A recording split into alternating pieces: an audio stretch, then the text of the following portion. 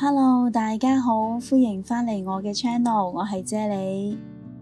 節瓜又有人叫佢做無瓜嘅，咁其實呢，佢係冬瓜嘅變種嚟嘅，佢有晒冬瓜所擁有嘅特質啦，例如利水消暑、清熱解毒啦。但係呢，節瓜喺中醫角度嚟講，佢係屬於平性嘅，佢就冇咗冬瓜嘅寒涼啦，尤其適宜夏天心情煩躁啦、口乾口渴啦，飲極水都好似唔解渴咁嘅。咁若果你都有呢一啲咁嘅症狀嘅話，建議你都可以經常食多啲嘅節瓜啦，會有好好嘅功效㗎。咁我呢度呢，就用咗2條，大概係600個 gram 左右嘅節瓜啦。被譽為天然維他命丸嘅紅蘿蔔啦，佢含有多種維他命、葉酸同埋鈣質嘅，佢可以幫助血液循環、淨化血液啦。咁我呢度呢，就用咗1條，大概200個 gram 左右嘅紅蘿蔔啦。你哋今日好嗎？留言話我知，你哋今晚想飲咩湯水啊？祝你哋有開心愉快嘅一日。甜粟米啦，佢含有好高嘅維他命 E 同埋纖維素啦，佢可以擴張血管，保護血管內皮嘅細胞嘅，從而呢可以令到身體氣血暢通啦。咁我呢度呢，就用咗1條，大概300個 gram 左右嘅粟米啦。若果你對我嘅食譜有任何疑問嘅話，請你將個問題寫喺下邊評論區嗰度啊，我係非常之咁樂意同大家一齊討論㗎。50個 gram 左右嘅乾冬菇啦，因為佢嘅製作過程係要經過太陽暴曬嘅，從而咧產生咗豐富嘅維他命 B2 啦，所以咧佢可以促進鈣質嘅吸收啦，令到身體嘅骨骼關節更加強韌嘅。咁我會將啲冬菇提前浸咗1個鐘去先嘅。100個 gram 左右嘅響螺片啦，佢有滋陰補腎、健脾養胃、補血養顏嘅功效嘅。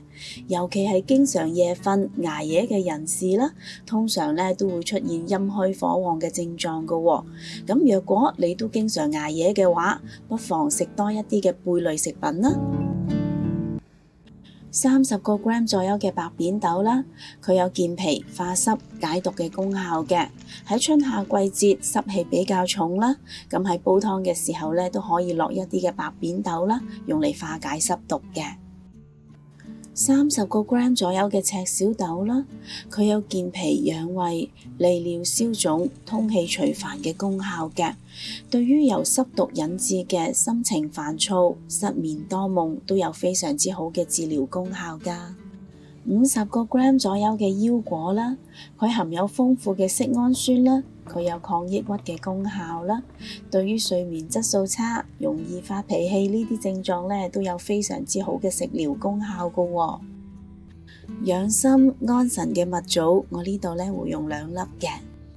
上述介紹嘅乾品喺製作嘅過程中，難免會沾上一啲嘅沙石塵啦，所以咧通常我會將佢清洗3-4次嘅。同埋我都會將呢一個湯水嘅所有食材用料 list 咗喺呢條片嘅最後。如果各位有興趣煲呢一個湯嘅話，請你將條片睇到最後就可以一目了然㗎啦。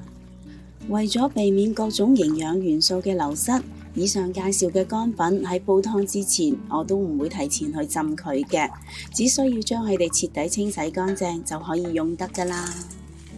為咗令到個湯不寒不燥，我會加入大概20個 gram 左右嘅薑片一齊煲湯嘅。今日我會用明火嚟煲湯啦，所以咧我會加入大概3 lit 至3.5 lit 左右嘅清水啦。我鍾意所有食材嘅營養同埋美味都完全融入個湯度，所以我會用凍水加埋所有食材一齊開始煲嘅。用個大火將個湯煲滾咗佢先，需時大概15分鐘左右。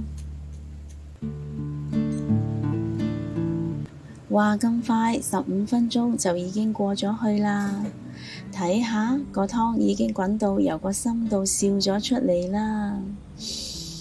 而家呢，就淨係聞到淡淡嘅冬菇香味啦，同埋啲湯嘅顏色都仲係淡淡地嘅蜜糖色嘅。我會轉用個細火啦，將個湯再煲多去90分鐘嘅。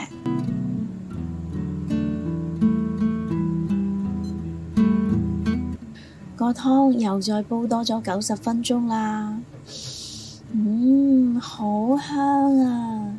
冬菇特有嘅馨香味，加上響螺片嘅濃濃海鮮鮮香味，呢個香味真係聞到都已經令人流晒口水啦。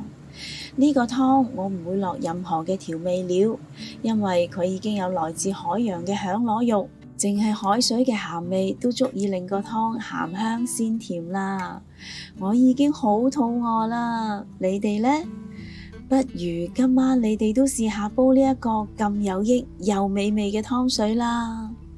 若果你都鍾意我嘅食譜，請你俾 like 同埋留言話我知啦。記得訂閱我嘅 channel， 順便撳埋隔離個鐘仔啊！多謝晒你嘅收睇，我哋下一個食譜再見啦，拜拜。